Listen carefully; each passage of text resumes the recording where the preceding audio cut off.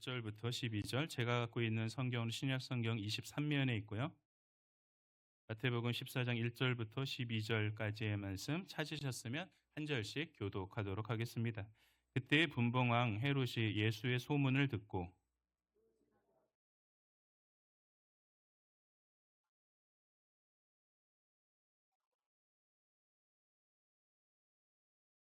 전에 헤롯이 그 동생 빌립의 아내 헤로디아의 일로 요한을 잡아 결박하여 옥에 가두었으니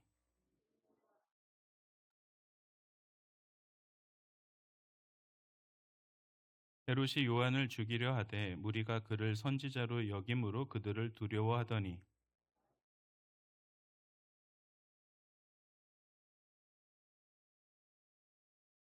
헤롯이 맹세로 그에게 무엇이든지 달라는 대로 주겠다고 약속하거늘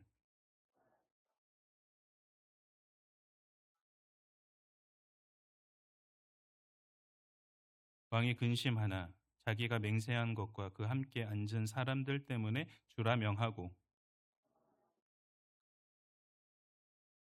그 머리를 소반에 얹어서 그 소녀에게 주니 그가 자기 어머니에게로 가져가니라. 요한의 제자들이 와서 시체를 가져다가 장사하고 가서 예수께 아뢰니라. 아멘. 내 인생의 기적이 일어나기 원한다면 이라는 제목으로 말씀 증거하도록 하겠습니다.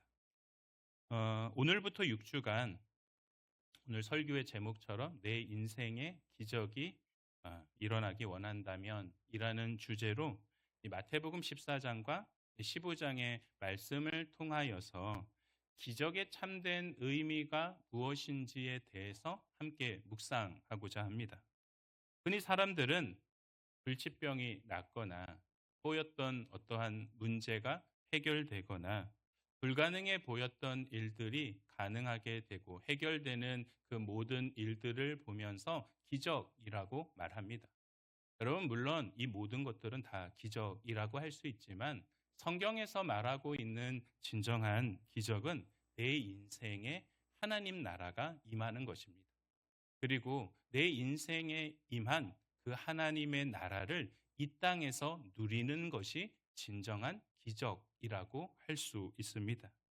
마태복음 14장과 15장은 이렇게 성경에서 말하고 있는 진짜 기적인 그 하나님의 나라를 누리고 있는 사람과 누리지 못하고 있는 사람을 극명하게 대조하여서 보여주고 있습니다. 여러분, 화면을 보시면 우리가 6주간 나눌 이 말씀의 주제들입니다. 1주차를 보면 오늘 본문의 말씀이죠.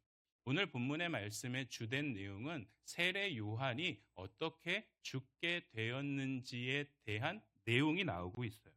여러분, 이 내용을 통하여서 권력과 탐욕이 지배하고 있는 세상 나라의 민낯은 무엇이고 그 허망한 실체는 과연 무엇인지에 대해서 함께 나누려고 합니다. 그리고 2주차에 가서는 세상 나라와는 완전히 정반대의 모습, 그 하나님의 나라를 오병이어의 기적을 통하여 진정한 만족과 행복은 과연 어디에 있는지를 함께 나누려고 해요. 그리고 3주차에 가서는 예수님이 물 위를 걸어오시는 내용, 소위 말해서 수상보행이라고 합니다. 그러니까 예수님이 물 위를 걸어오시는 그 장면. 여러분, 물이라는 것은 성경에서는 세상을 상징합니다. 그러니까 세상 위에 하나님 나라가 임하고 그 하나님 나라가 세상 위에 임할 때 반드시 필요한 믿음이 무엇인지에 대해서 점검하려고 해요. 그리고 4주차에 가서는 마태복음 15장으로 넘어와서 예수님은 장로들의 전통과 교만에 대해서 지적하고 계십니다. 왜냐하면 하나님 나라를 누려야 할 그들이 누리지 못하는 그 외식의 문화를 가지고 누리지 못하고 있음을 지적하고 계시는 거죠. 그런 다음에 5주차에 가서 예수님은 가나안 여인의 믿음에 대한 말씀을 하세요. 여러분, 가나안 여인이 있는 이 지역은 이방 땅입니다. 그러니까 유대인이 누려야 되는데 누리지 못하고 정작 누리고 있는 사람은 누구냐면 이방 사람이 누리게 되고 그 믿음에 대해서, 그러니까 믿음을 가지고 있는 사람이 과연 누구냐, 유대인이냐 아니면 이방인이냐라는 것을 우리에게 보여주고 있어요. 그리고 마지막 칠병이어의 기적. 그러니까 앞에서 오병이어와 함께 칠병이어의 기적을 일으키는 장소가 이방 땅입니다. 여러분, 이것을 통하여 예수님이 우리에게 말씀하고 계시는 것은 하나님 나라는 유대인, 특정한 대상의 것이 아니라 온 인류로 열어주신 하나님의 복음이라는 것을 우리에게 보여주고 있는 거죠. 여러분, 화면에서 보시듯이 마태는 14장에서 세상 나라와 하나님 나라에 대해서 대조하고 있어요. 그리고 15장에 가서는 이 종교적 열심을 가지고 있는 유대인과 믿음을 소유하고 있는 이방인에 대해서 대조의 줌을 통하여서 진정한 기적이라고 말하고 있는 그 하나님의 나라는 무엇이고 누가 누리고 있느냐, 그리고 그 하나님 나라를 누리고 들어가기 위해선 무엇이 필요하고 그 안에 누리는 참된 복은 무엇인지에 대해서 우리에게 명확하게 보여주고 계시다라는 말씀이죠. 그 여정의 첫걸음으로 오늘 우리는 하나님 나라를 누리는 삶에 대해서 이야기하기 이전에 왜 우리는 그 기적을 제대로 누리지 못하고 있는지에 대해서 먼저 진단해 볼 필요가 있다라는 겁니다. 여러분, 왜 진단을 해야 되냐면 제대로 진단을 해야지만이 바른 처방을 얻을 수 있다라는 거예요. 그러니까 진단부터 제대로 되지 않으면 아무리 처방전을 쓴다 할지라도 그것이 나에게 이 약으로서 작용하지 않는다라는 거예요. 그래서 지금 마태는 예수님의 이야기를 쭉 하고 있다가 그 사이에 세례 요한의 죽음에 대한 이야기를 샌드위치 구조로 삽입하여서 넣어서 보여주고 있다라는 거예요. 그 과정에 얽혀있는 세 사람, 헤롯 안티파스와 헤로디아와 이 살로메라는 이 사람들을 통하여서 세상 나라가 가지고 있는 세 가지의 특징을 보여줌으로 제대로 된 처방이 무엇인지에 대해서 우리에게 보여주고 있다는 거죠. 그렇다면 여러분, 세상 나라의 특징은 과연 무엇일까요? 첫째로 세상 나라는 욕심과 욕망이 기준이 되는 나라입니다. 오늘 본문 3절과 4절의 말씀 같이 읽겠습니다. 전에 헤롯이 그 동생 빌립의 아내 헤로디아의 일로 요한을 잡아 결박하여 옥에 가두었으니 이는 요한이 헤롯에게 말하되 당신이 그 여자를 차지하는 것이 옳지 않다 하였습니다. 여러분, 오늘 성경에 보면 세례 요한이 헤로디아의 일로 감옥에 갇혔다라고 하고 있어요. 이 헤로디아의 일이 무엇인지에 대해서 우리가 제대로 이해하기 위해서는 두 가지 배경 지식이 필요합니다. 먼저는 헤롯 가문의 족보를 볼 필요가 있죠. 화면에 보시면 맨 위에 대헤롯이 보입니다. 여러분, 이 대헤롯이 누구냐면 예수님이 태어나실 때 이스라엘을 다스렸던 왕이에요. 2살 미만의 아이들을 다 죽이라고 명령했던 사람이 대헤롯입니다. 그런데 우리가 조금 전에 읽었던 3절 말씀에 나오는 헤롯은 대헤롯이 아니라 그의 아들인 헤롯 안티파스라는 사실이죠. 여러분, 화면에 보시는 마태복음 14장 1절의 말씀 같이 읽겠습니다. 그때에 분봉왕 헤롯이 예수의 소문을 들었다라고. 그러니까 그는 아버지인 헤롯 대왕, 이 대헤롯이 죽자 16세의 나이로 분봉왕이 되었다라는 거예요. 그래서 분봉왕이 되어서 갈릴리와 베레아라는 지역을 다스리는 왕으로서 나오고 오늘 본문에서 나오는 헤롯이라고 하고 있지만 그 헤롯은 대헤롯이 아니라 헤롯 안티파스라는 거죠. 그리고 그 헤롯 안티파스 옆으로 쭉 가다 보면 빌립이 보입니다.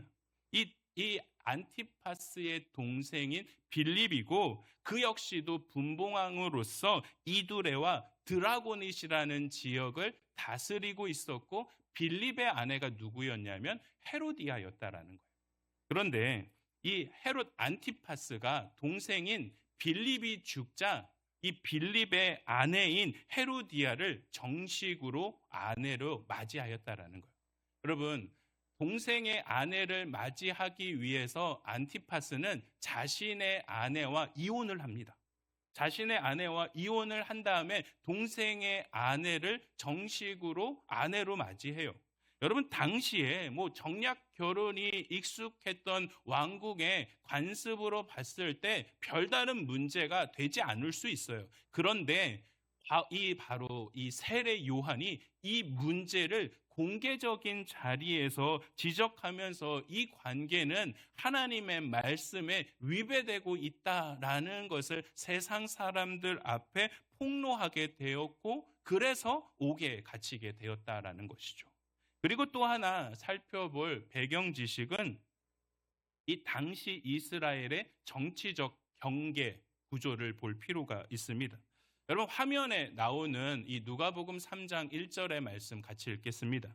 디베료 황제가 통치한 지 15해 곧 본디오 빌라도가 유대의 총독으로, 헤롯이 갈릴리의 분봉왕으로, 그 동생 빌립이 이두레와 드라고니 지방의 분봉왕으로, 루사니아가 아빌레네의 분봉왕으로. 그러니까 당시 로마의 황제가 디베료 황제였고, 그 디베료 황제의 통치 아래서 이스라엘은 여러 지역으로 분할이 되어서 그곳을 다스리는 왕들을 세웠다라는 것. 그 왕들이 분봉왕이라는 거죠. 그러니까 우리식으로 표현하면 도지사들을 다 세웠다라고 볼 수 있습니다. 그래서 헤롯 안티파스가 분홍색으로 보이는 두 지역, 갈릴리와 베레아라는 이 두 지역을 다스리고 있었고, 그의 동생인 빌립 역시도 그 갈릴리 위쪽에 노란색 표시로 되어 있는 이두레와 드라고니 지역을 다스리는 분봉왕이었죠. 그리고 여러분, 세례 요한이 주로 활동했던 무대가 어디였냐면 베레아 지역 밑에 보면 노란색으로 제가 베다니라는 표시를 해놨습니다. 그러니까 이 베다니에서 세례 요한이 세례를 주면서 세상 사람들에게 하나님 나라 복음을 증거하고 있었고, 결국 안티파스는 자신의 관할 내에서 이와 같은 일을 행하고 있는 세례 요한을 잡아서 이 베레아의 가장 끝쪽에 있는 이 마켈루스의 요새에 있는 감옥에 바로 세례 요한을 잡아 넣었다라는 거예요. 그런데 여러분, 상당 기간 감옥에 세례 요한을 가두어 두었다라는 사실입니다. 마태복음 4장 12절의 말씀 같이 읽겠습니다. 예수께서 요한이 잡혔음을 들으시고 갈릴리로 물러가셨다가. 여러분, 이 말씀은 예수님이 공생애를 시작하시면서 그 직전에 광야에서 40일간 이 시험을 받으시고 금식하셨죠. 그러니까 그때에 나왔던 말씀이고, 그 예수님이 공생애를 시작하시고 한참 동안 이 세례 요한은 여전히 마켈루스 감옥에 갇혀 있었다라는 사실입니다. 여러분, 그래서 이 세례 요한은 예수님께서 하나님의 아들이심을 믿고 있었음에도 불구하고 오랜 시간 동안 감옥에 갇혀 있다 보니까 그의 마음속에 의심이 생겼던 거예요. 과연 내가 기다리고 있는 분이 과연 이분일까? 그래서 제자들을 통하여 확인하려고 보내고 했던 말씀이 바로 마태복음 11장 2절과 3절의 말씀이에요. 같이 읽겠습니다. 요한이 옥에서 그리스도께서 하신 일을 듣고 제자들을 보내어 예수께 여짜오되 오실 그이가 당신이오니까 우리가 다른 일을 기다리오리이까. 그러니까 계속해서 오랜 기간 동안 감옥에 갇혀 있었고, 오늘 본문에 나온 것과 같은 비극적인 사건을 통하여서 이 요한의 파란만장한 인생, 그 생을 마감하게 되었다라는 사실이죠. 여러분, 여기서 한 가지 질문이 생기게 돼요.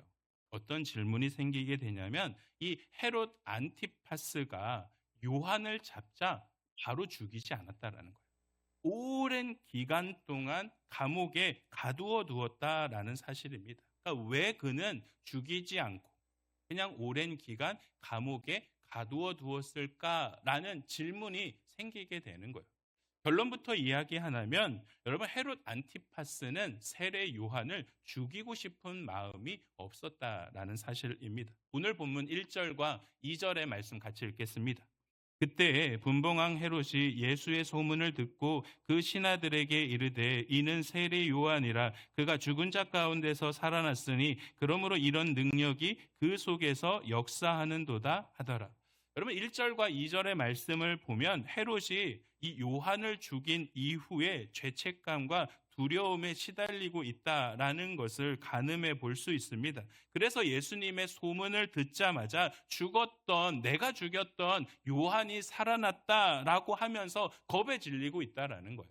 사실 예수님은 이미 헤롯이 다스리고 있었던, 아까 여러분 화면에서 보셨던 그 갈릴리 지역에서 2년 정도 활동하고 계셨기 때문에 이 헤롯 안티파스가 예수님에 대해서 모를 수 없다라는 거예요. 하지만 헤롯은 세상 문화에 빠져 있었어요. 아까 보셨듯이 그 베레와 가장 끝에 있는 마켈루스 요새에서 그는 이 세상 문화, 향락을 계속해서 즐기면서 정치에는 별다른 관심이 없었어요. 그러다가 막상 자신이 죽였던 이 요한과 비슷한 메시지를 전하는 나사렛 동네의 예수라는 사람을 보고 그제서야 예수가 내가 죽였던 요한이 살아났다라고 볼 정도로 두려워하고 있다는 거죠. 여러분 달리 말해서 그만큼 이 헤롯은 요한을 죽이고 싶었던 마음이 없었던 것처럼 보인다라는 거예요. 그러나 결국 그는 요한을 죽였습니다. 그 이유는 단순해요. 그의 삶의 기준이 하나님이 아니라 자신의 욕심, 자신이 욕망이 삶의 기준이었기 때문입니다. 헤롯은 유대인이기 때문에 율법에 대해서 알고 있었어요. 그러니까 형수 또한 형제의 아내를 취한다라는 것은 율법을 범하는 것이라는 것을 누구보다도 잘 알고 있었던 사람입니다. 그래서 요한의 지적이 그냥 개인적인 지적이 아니라 살아있는 하나님의 말씀이라는 사실조차도 알고 있었다라는 거죠. 그런데 그 하나님의 말씀을 받아들이지 않았다라는 거예요. 말씀보다 자신의 욕망을 선택했다라는 겁니다. 여러분 이것이 세상 나라의 첫 번째 특징이라는 거예요. 세상 나라는 무엇이 옳은지보다 내가 원하는 것이 기준이 되는 나라입니다. 모든 결정의 주체가 내가 한다라고 생각하고 있다라는 거. 하지만 하나님 나라는 다르다라는 거죠. 욕망이 아니라 말씀이 기준이 되는 나라가 하나님의 나라입니다. 그래서 요한은 왕 앞에서도 하나님의 말씀을 담대하게 전할 수 있었고 권력보다는 진리를 선택하고 심지어 죽음 앞에서도 굴복하지 않았다라는 거예요. 왜 그럴까요? 요한의 기준은 세상 나라의 기준이 아니라 하나님 나라의 기준으로 삼고 있었기 때문입니다. 그러므로 여러분 내 삶의 기적이 일어나기 원한다면 요한처럼 우리의 삶의 기준을 바꿀 수 있어야 돼요. 욕심보다는 욕망이 아니라 하나님의 말씀이 내 삶의 기준이 될 수 있어야 한다는 거. 내가 원하는 것을 하는 것이 아니라 하나님이 원하시는 것을 할 수 있도록 내 삶의 기준과 초점을 맞출 수 있어야 합니다. 여러분 그럴 때 하나님 나라가 내 삶에 임하게 되고 진정한 기적이 내 삶을 통해서 일어나게 될 줄 믿습니다. 그렇다면 두 번째 세상 나라의 특징은 과연 무엇일까요? 세상 나라는 미움과 복수로 움직이는 나라입니다. 오늘 본문과 동일한 본문이 마가복음에도 나와요. 마가복음에 보면 헤롯이 요한을 죽이지 않고 옥에 가두어둔 구체적인 이유에 대해서 찾아볼 수 있습니다. 마가복음 6장 19절과 20절의 말씀 같이 읽겠습니다. 헤로디아가 요한을 원수로 여겨 죽이고자 하였으되 하지 못한 것은 헤롯이 요한을 의롭고 거룩한 사람으로 알고 두려워하여 보호하며 또 그의 말을 들을 때에 크게 번민을 하면서도 달갑게 들음이러라. 아멘. 그러니까 마가복음에 따르면 요한을 죽이고 싶은 사람은 헤롯이 아니라 누구죠? 헤로디아였다라는 것을 알 수 있습니다. 그러니까 헤로디아가 왜 죽이고 싶었냐면 공개적인 자리에서 자신의 일을 지적함을 통하여서 요한을 무엇으로 여겼냐고? 원수로 여기게 되었다라고 하고 있어요. 여러분, 원수로 여겼다라는 것은 마음속에 무언가 다짐을 했다라는 거예요. 무엇에 대한 다짐일까요? 내가 어떻게 해서든지 요한을 죽이겠다라는 그 마음을 품게 되었다라는 거죠. 그러니까 반면에 헤롯은 어떻습니까? 요한을 의롭고 거룩한 사람으로 알고 두려워하고 그의 보호하고 싶었다라는 거예요. 그러니까 분명 그의 말이 듣기는 싫어요. 그런데 하나님의 말씀을 전하고 있는 예언가, 구약의 시대에서 그 아무것도 하나님의 말씀이 전하지지 않던 시대에 세례 요한이라는 인물이 나타나서 하나님의 말씀을 전했기 때문에 그의 말씀을 무시할 수 없었다라는 거예요. 그러니까 달갑지만 그 말씀에 대해서 그렇다고 무시할 수 없었기 때문에, 그런데 아내는 계속해서 죽여야 되겠다라는 그 요구가 있어서 어쩔 수 없이 그냥 옥에 계속해서 가두어둔 방법으로 선택했다라는 거죠. 그러니까 다시 말해서 요한을 보호하고 싶었던 마음이 헤롯 안티파스에게도 있었다라는 것을 보여주고 있습니다. 그런데 헤로디아는 포기하지 않고 때를 기다렸다라는, 그리고 그때가 헤로디아의 딸인 바로 살로메를 통하여서 주어지게 되었다라는 거죠. 오늘 본문 6절과 7절의 말씀 같이 읽겠습니다. 마침 헤롯의 생일이 되어 헤로디아의 딸이 연석 가운데서 춤을 추어 헤롯을 기쁘게 하니 헤롯이 맹세로 그에게 무엇이든지 달라는 대로 주겠다고 약속하거늘.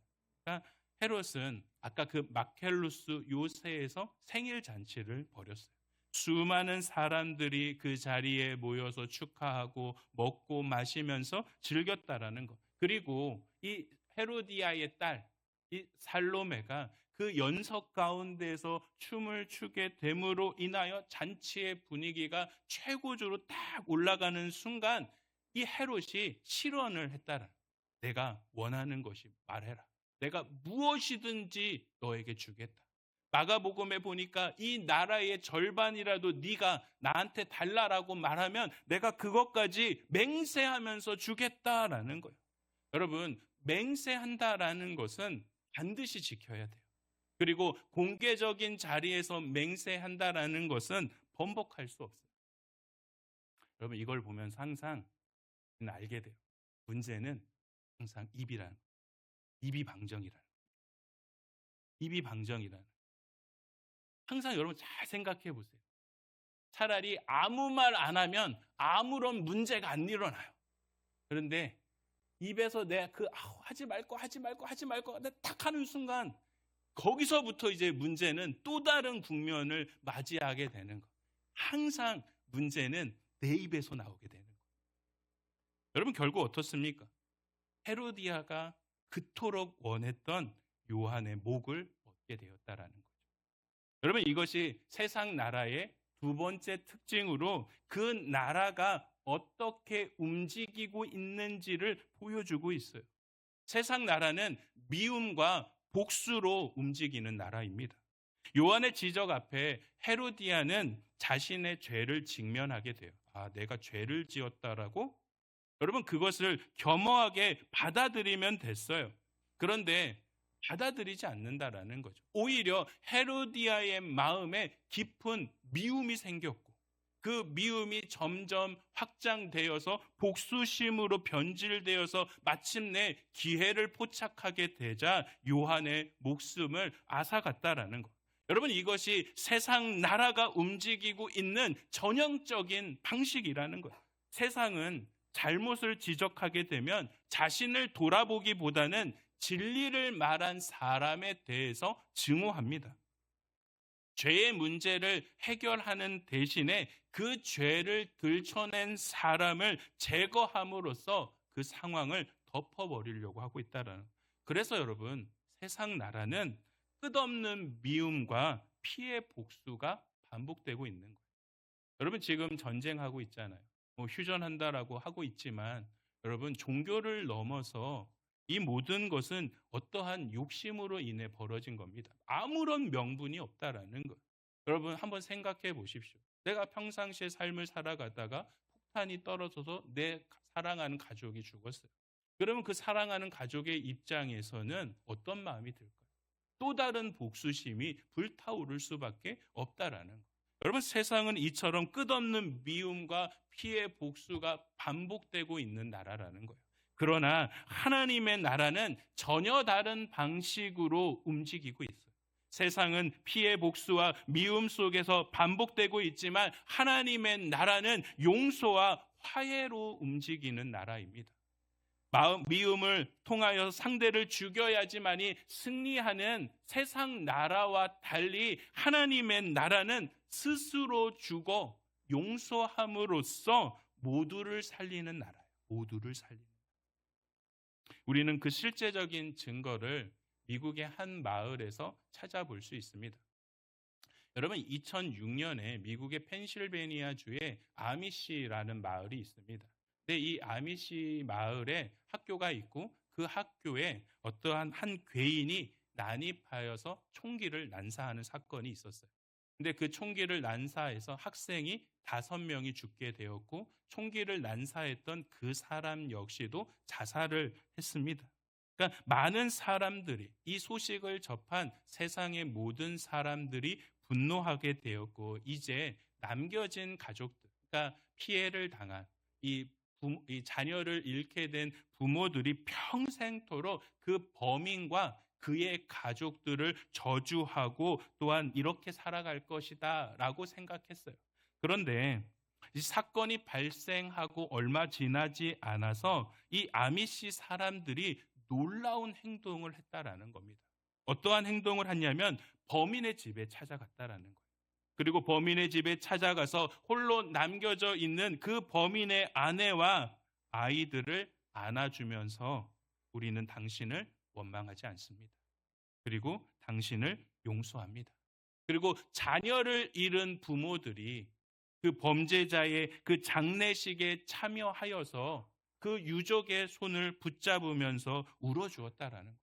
여러분 이 소식을 접한 세상 사람들이 궁금해하는 거예요. 도대체 어떻게 그럴 수 있냐? 분노하고 미워하고 복수하는 것이 정당한데 왜 그와 같은 방법을 하지 않고 용서할 수 있고 그들이 용서할 수 있는 원인이 무엇이냐? 라는 궁금증이 생기는 거예요. 여러분 그러자 그들이 대답했어요. 어떤 인터뷰에서 이렇게 우리가 용서하지 않으면 우리의 마음에도 저 범인과 같은 지옥이 시작되기 때문입니다. 그래서 우리는 고통 속에서도 하나님 나라를 선택하기로 했습니다. 여러분, 진정한 기적은 내게 상처 준 사람을 복수하는 것이 아니라 내 마음 속에 들어온 그 미움을 나의 삶의 자리에서 베어낼 수 있는 것이 진정한 기적이라는 거예요.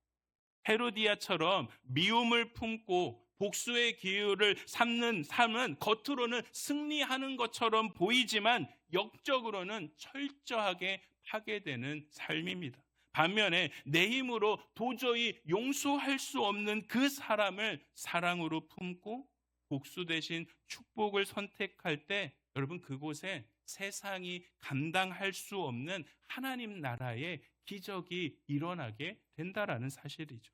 그러므로 내 인생에 기적이 일어나기 원한다면 여러분의 마음속에 있는 미움의 칼을 내려놓으셔야 돼요. 여러분의 마음속에 있는 복수심이 있다면 그 복수심은 십자가 밑에 묻을 수 있어야 되는 거예요.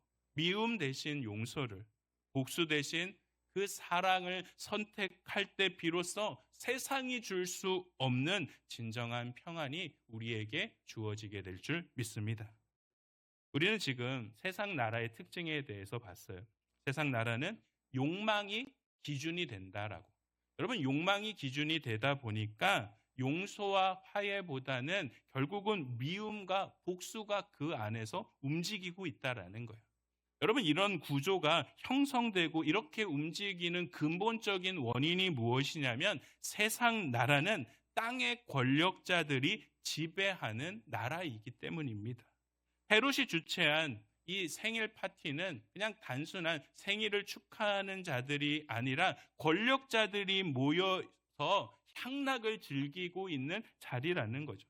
그 자리에서 바로 살로메가 춤을 추었고 흥분한 헤롯은 나라의 절반까지 주겠다라고 말했다라는 것. 하지만 그 맹세의 끝의 결과가 무엇입니까? 세례 요한의 죽음이었다라는 것. 그러니까 그가 한 맹세, 체면 때문에 한 선지자가 죽게 되었고 쾌락으로 시작한 그 잔치는 결국은 살인으로 끝을 맺고 있다라는 거죠. 결국 이 헤롯은 하나님 앞에 선 것이 아니라 세상의 권력자 앞에 설 수밖에 없었다라는 것. 여러분, 이것이 바로 세상이 가지고 있는, 세상 나라가 가지고 있는 마지막 특징입니다. 세상 나라는 권력자들이 지배하고 있습니다. 권력자들이 지배하기 때문에 그들의 분위기나 체면이나 사람의 시선을 더 중요하게 생각하고 있다라는 것. 하지만 그렇게 선택한 그 길의 끝은 언제나 죄로 끝날 수밖에 없다라는 것. 그러니까 헤롯의 잔치가 그런 모습에 대해서 보여주고 있다라는 겁니다. 그러나 하나님의 나라는 다르다라는 거죠. 하나님의 나라는 하늘의 권세를 주관하고 계시는 하나님께서 통치하시는 나라이기 때문에 진리와 거룩함이 더 중요한 거예요. 쾌락과 또한 체면이 중요한 것이 아니라 하나님의 말씀, 하나님의 진리, 하나님의 거룩이 더 중요하다라는 거. 여러분, 세례 요한을 한번 보세요. 왕의 체면을 생각하지 않습니다. 사람들의 눈치를 보지 않고 오직 하나님의 말씀만 생각했죠. 그 결과 옥에 갇히고 결국 목숨까지 잃기는 했지만 끝까지 진리를 포기하지 않았다라는 거예요. 세례 요한뿐만 아니라 예수님을 따르는 제자들도, 사도 바울도, 또한 믿음의 선진들 역시도 진리와 거룩함을 선택하고 그 하나님의 나라를 따라갔다라는 겁니다. 여러분, 2세기에 서머나 교회를 감독하고 있었던 폴리캄 역시도 그와 같은 삶을 살았어요.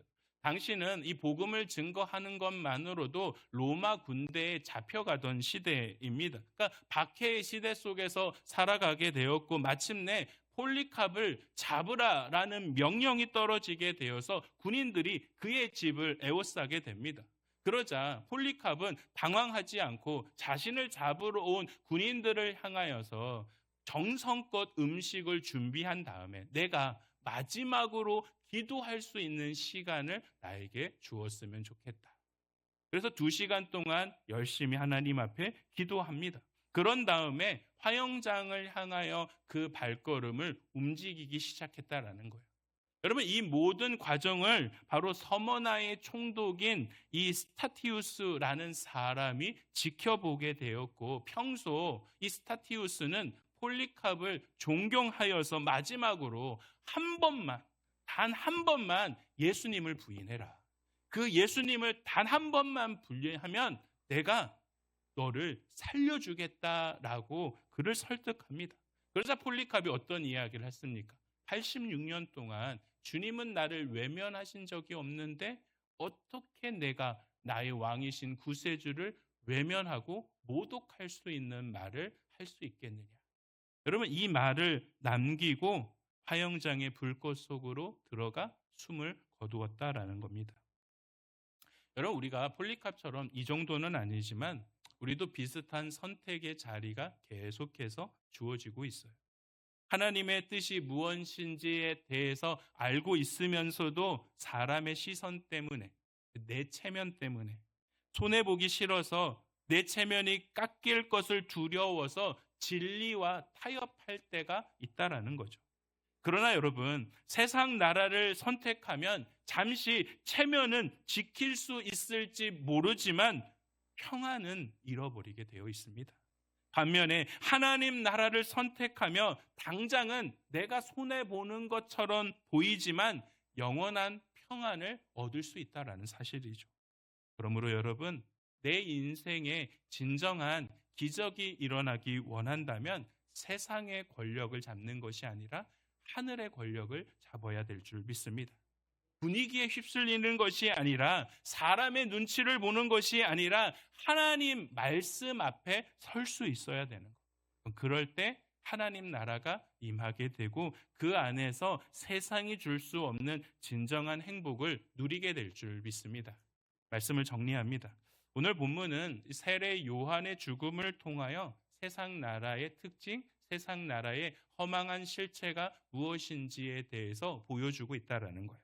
세상 나라는 욕망이 기준이 되고 미움과 복수로 움직이는 그 쾌락이 지배하는 나라, 세상의 권력자들, 땅의 권력자들이 지배하는 나라가 세상의 나라입니다. 그러나 하나님의 나라는 다르다라는 거죠.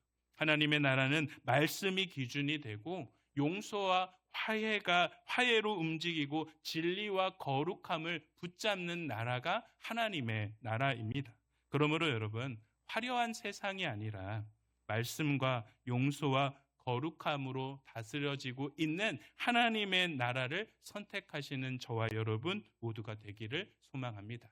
여러분, 그럴 때 하나님 나라가 임하고 진정한 나의 삶에도 기적의 역사가 일어나게 될 줄 믿습니다. 다음 주는요, 여러분, 세상 나라와 정반대인 나라를 보게 됩니다. 궁전이 아니라 빈들을 보게 될 것이고요. 풍성한 잔치가 아니라 초라한 잔치를 보게 될 것입니다. 그런데 그곳에 헤롯의 궁전에는 없는 진정한 만족과 행복이 있다라는 거. 다음 주 설교 말씀 스포하는 거예요. 다음 주 빠지지 마시라고요. 한 주간 주 안에서 승리하셔서 하나님 나라를 이루어 가시는 저와 여러분 모두가 되길 주님의 이름으로 축원합니다. 기도하시겠습니다.